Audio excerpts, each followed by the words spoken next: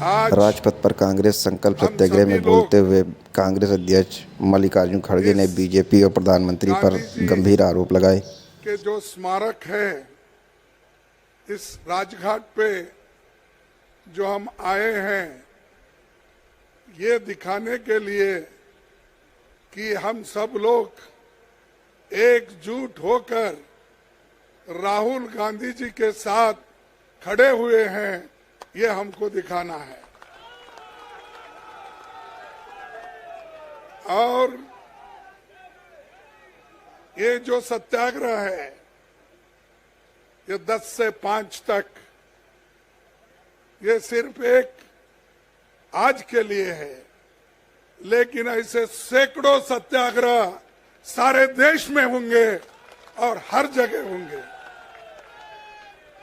Congress, BJP सरकार और मोदी जी खास करके हमारे को कमजोर समझ रही है। अगर कोई व्यक्ति अहंकार से हमारे को कुचलने की कोशिश करता है, तो उसका मुंहतोड़ जवाब देने का भी हमारे पास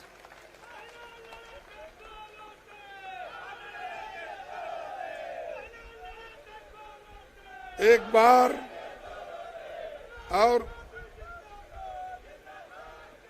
बार मुझे याद है, जब मैं विद्यार्थी था तो लॉ में पढ़ता था, तो उसी वक्त ये पाकिस्तान का युद्ध हो रहा था। तब लाल बहादुर शास्त्री जी ने एक बात कही थी, हमें कमजोर मत समझो, हमारे पास वो शक्ति है, ईंट का जवाब पत्थर से देंगे।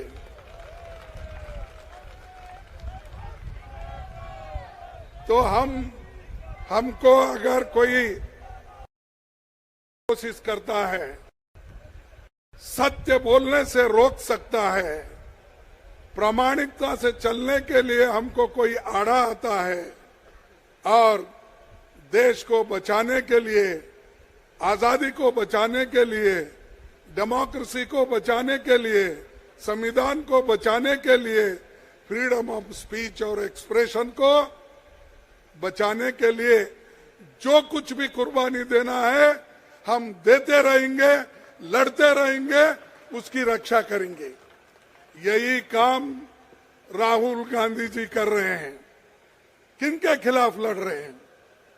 जो भ्रष्टाचारी है, जो इस देश के थोड़ा सुनो, सुन के जाके अपने गांव में बोलो। देखिए, राहुल जी किसके लिए लड़ रहे हैं? इस देश के जनता के लिए लड़ रहे हैं, आपके लिए लड़ रहे हैं, हमारे लिए लड़ रहे हैं, महिलाओं के लिए लड़ रहे हैं, युवाओं के लिए लड़ रहे हैं, जिनको एम्प्लॉयमेंट नहीं, एम्प्लॉयमेंट दिलाने के लिए लड़ रहे हैं।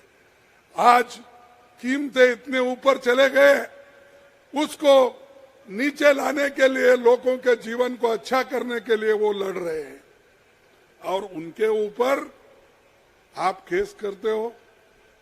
अरे कोलार में जो बात हो गई वो चुनाव में थी, और वही का किसी को ठेस पहुंचाने की बात नहीं थी, लेकिन इन्होंने कोलार जो हमारे कर्नाटक में है, वहां का केस सूरत में लाते हैं। आपकी मंशा क्या है? अगर कोई घटना होती है, उसी स्टेट में करना चाहिए था।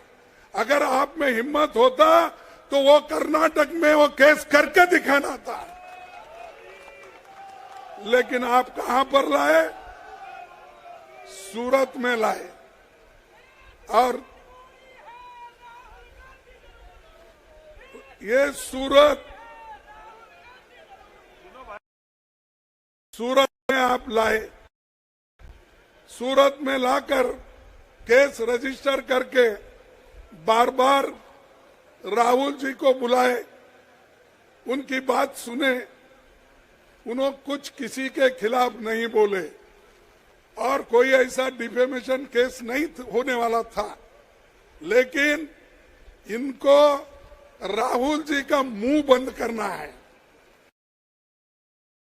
सत्य हैं और लोगों के लिए रखते हैं।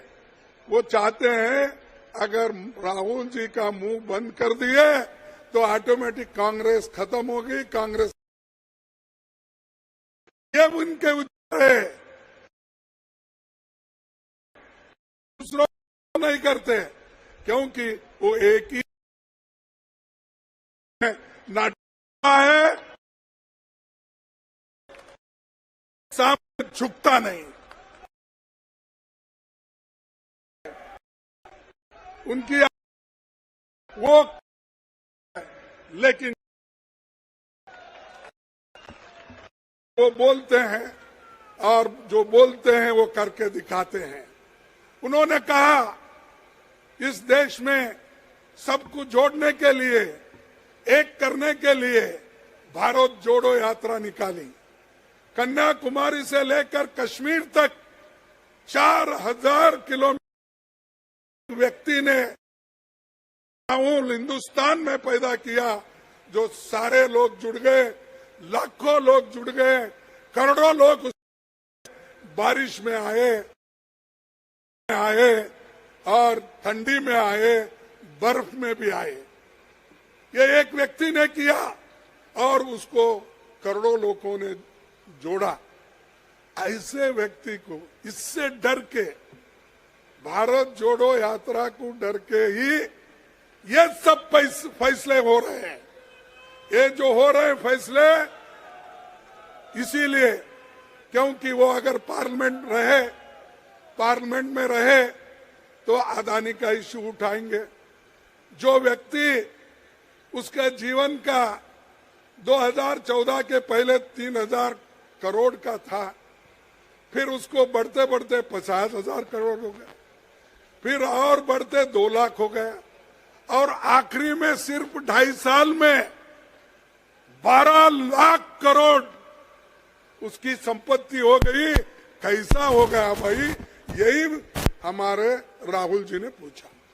सिर्फ 2.5 साल में अगर एक व्यक्ति 12 लाख करोड़ रुपए कमाता है, आया कहां से, दिया किसने? और उसके अदानी के साथ आप फॉरेन जाते हो, उसको लेकर अपने साथ जाते हो। जब प्रधानमंत्री बनने के लिए यहाँ आए, शपथ लेने के लिए, उसके स्पेशल अपने विमान में आते हो। ऐसी बातें अगर पूछते हैं हम देशद्रोही होते हैं। ऐसी बातें अगर हम जनता के सामने, जनता के लिए रखते हैं तो मोदी के लिए ये जरा तकलीफ की बात है, क्योंकि मोदी जी हमेशा चाहते हैं इस देश में कोई बात ना करे उनके खिलाफ, इस देश में कोई सत्य उनको बताने की जरूरत नहीं है। तो इसीलिए राहुल जी एक बात कहे, मैं तो किसको डरूंगा नहीं और सत्य से चलूंगा, गांधी जी के मार्ग पे चलूंगा और अहिंसा से लड़ूंगा। मैं अहिंसा के तरीके से लड़ूंगा, कहीं मारचो किसी को डराना धमकाना का कोशिश नहीं है। लेकिन मैं एक बात पूछना चाहता हूं, राहुल जी चुनाव में जो भाषण किए उसका अब 2-3 साल के बाद ये हो रहा है। ऐसे कितने भाषण मोदी ने किया? मोदी ने तो इतने गलत लफ्ज गांधी फैमिली के खिलाफ किया, दूसरा कांग्रेस के खिलाफ किया, और वो आदमी खुद उसको तो डिफेमेशन केस में डालकर अब तक शिक्षा देना चाहिए था। लेकिन हमारे देश के लोग बड़े लिबरल हैं कि बोले चलो एक आदमी बोलता है तो उसको इग्नोर करो। इन्होंने यही बोला था अहमदाबाद में जब हजारों लोग मर गए थे, उस वक्त किसी ने पूछा, जर्नलिस्ट ने, कि इतने लोग मर गए हैं, आपको दुख नहीं होता क्या? तब उन्होंने क्या कहा कि ड्राइवर तो मैं नहीं था, मैं बाजू में बैठा था, लेकिन ड्राइवर ने गलती से अगर किसी कुत्ते को मारा तो दुख तो जरूर होता है, लेकिन जनता को, लोगों को उन्होंने कुत्ता कहा। और ऐसा आदमी आज ओबीसी की बात करता है। अरे भाई, आप तो नीरव मोदी ओबीसी है, हाँ, मेहुल चौकसी ओबीसी है, ललित मोदी ओबीसी है। अरे ये तो देश का पैसा लूट के भाग गए। अगर हम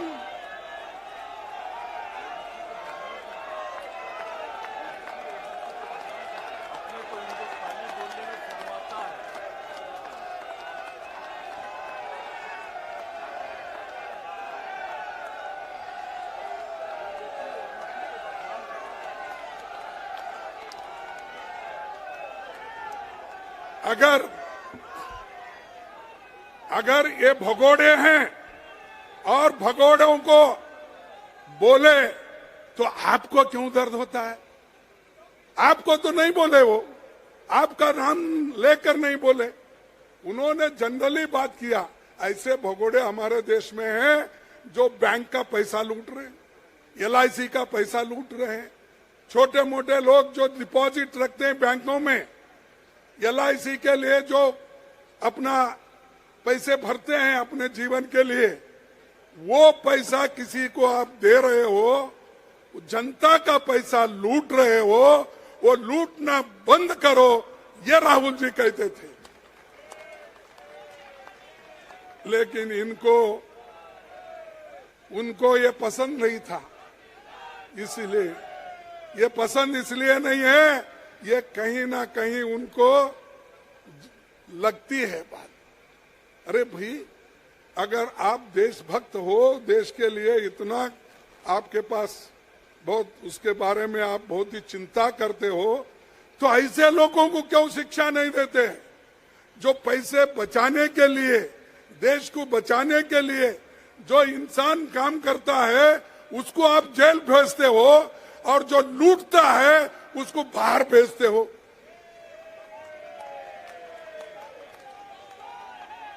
तो इसलिए भाइयों, सिर्फ हम लोगों के लिए नहीं, सारे देश के लिए और सारे देश में डेमोक्रेसी कायम रखने के लिए, लोकतंत्र कायम रखने के लिए हमको लड़ना है। मुझे खुशी इस बात की है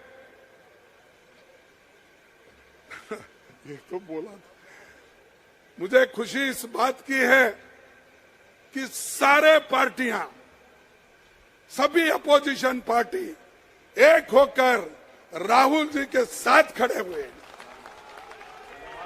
मैं उन सबको धन्यवाद देता हूं, उन सबको शुक्रिया अदा करता हूं कि जो ऐसे वक्त में लोकतंत्र को बचाने के लिए हमारे साथ खड़े हुए हैं।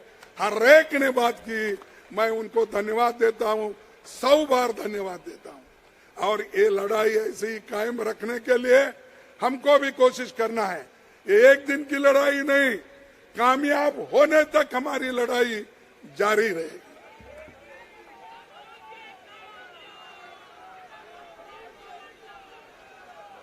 तो हमने एक बार ये बात कही थी, कल फिर मेरे बारे में मोदी जी ने जाके कर्नाटक में कुछ कहा है, लेकिन मैं उसका उत्तर यहां नहीं देता, फिर कर्नाटक में जाके ही दूंगा।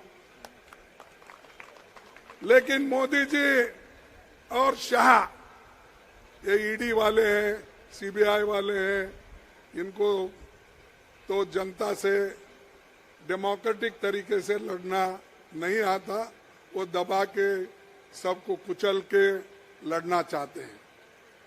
तो मैं एक बात कहूंगा, खूब करो मोदी जी कोशिश हमें मिट्टी में दबाने की, खूब करो मोदी जी हमें मिट्टी में दबाने की, लेकिन आपको नहीं मालूम हम बीज है, बार बार उगते रहते हैं।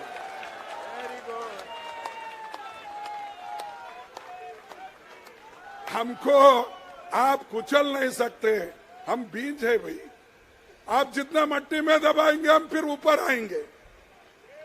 तो ये उनकी एक ये है, क्या है कि ऐसा हम करते गए, सताते गए, राहुल जी को डिस्क्वालीफाई करे। अरे डिस्क्वालीफाई जनता करने दो ना, तुम क्यों? क्योंकि तुम्हारे खिलाफ तो नहीं बोल रहे, देश को बचाने के लिए बोल रहे, चोरों के खिलाफ बोल रहे, फिर चोरों का साथ क्यों दे रहे आप? लूटने वालों का साथ क्यों दे रहे?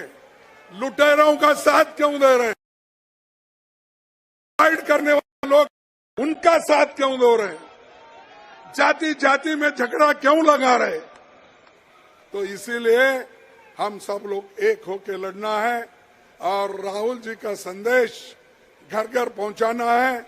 मैं आपसे विनती करता हूं, मजबूत बनो, एक हो जाओ, कुछ भी आए, अगर डेमोक्रेसी बची तो ही आप सबको हक होगा वोट देने का, नहीं तो ये डिक्टेटरशिप लाएंगे। अगर बगैर कुछ नहीं किए वो अभी अपने सारे कानून इस्तेमाल करके डिक्टेटरशिप की तरफ चल रहे हैं।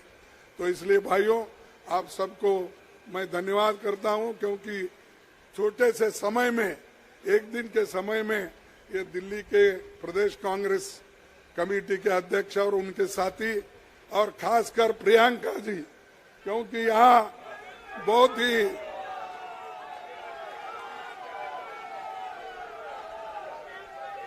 तो उनके कॉन्स्टिट्यूंसी, उनके प्रदेश के, उत्तर प्रदेश के भी लोग बहुत आए हैं और सभी लोग मैं देख रहा हूं यहां से कोने तक लोग लगे हैं, यहां से कोने तक लगे हैं। आप पीछे मोड़ के देखिए, तो ये जोश लोगों में है, इसको कायम रखना चाहिए। इतना कहते हुए मेरे भाषण को समाप्त करता हूं। जय हिंद, जय कांग्रेस। मैं बोलूंगा जय हिंद, आप बोलिए जय हिंद। अरे मोदी अगर सो भी गया है तो जागना चाहिए।